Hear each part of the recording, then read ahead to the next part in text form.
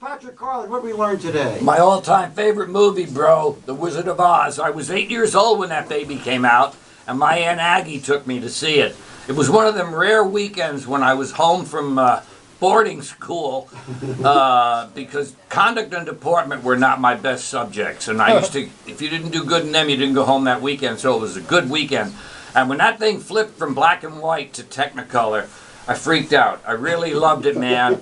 And it was a heavy scene, but you know what ruled that picture?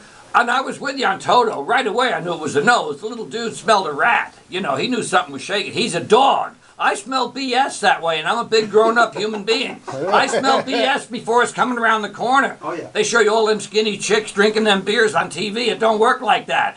I was telling Gus, come to my old neighborhood, I'll show you some chicks that drink that beer like that. They don't look like the ones on the commercials. They just want to sell you the brew, man. Keep you comatose. Anyway, I believe in three things. Probiotics was here. I'm going to jump around, man, because I like probiotics, THC, and caffeine. They seem to be three good ingredients for old Patrick. I thought about luck out there. Oh yeah, I thought about luck, man. Because suppose that little chick Dorothy's house had landed on the good witch instead of the bad witch, man. You'd have a whole different story. Them little munchkins would have took her, tied her to a stake, roasted the little dog, burned her up, and got down on her case. But as luck would have it, she landed on the bad witch. I want to see your and version. Everything got okay. Oh, well, they got a whole version about that it was about a gold crisis or something.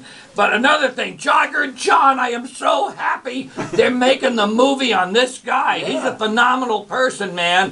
One of the first dudes I met when I used to buy the newspapers, when they used to be like real newspapers, you know, you took guys had to put the Times together down there at the Cumbies, and I met him, and I met Cowboy, and well, they're all gone now. Conga Ritchie, they're all dead, man. And it's a wonderful thing that they're doing on him. They ought to get him to do that poem. He's got a poem that's a dynamite killer poem.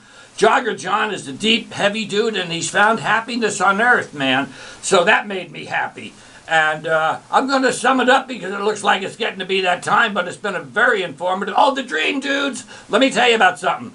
When that car is in reverse and you're on the brakes and they ain't working, that's time to wake up. I wake the hell up, man. That ain't working out. But I would ordinarily now, if that transposed me, I'd throw my clutch in, see, because I drive a stick shift. So you got to see the stick has its benefit. Plus the snatchers, the kids who come up and put a pistol through the thing and say, get out of that car. You tell them, I'm driving a stick, bro. And they say, move along, champ. That's it, because they can't drive a stick. It's too technical. I hope you kids were taking notes out there. Thank you, Patrick Carlin. Thank you, Lois G. Martin. Check out her website. Thank you, Lainey Rice, your vitalhealthofwoodstock.com. Thanks to Collie Griffin. Check out her documentary, First Name Jogger, Last Name John, next week at the Bearsville Theater. John Lawrence Bauer, thank you, Director of Communication for Rupco. Thank you, Susan Rosen, miriamswell.org. Owen, pushing all the right buttons. If you keep Bye, the kids. right where it is, Ron Van Warmer keeps you company the rest of the morning. Hey, sweetie.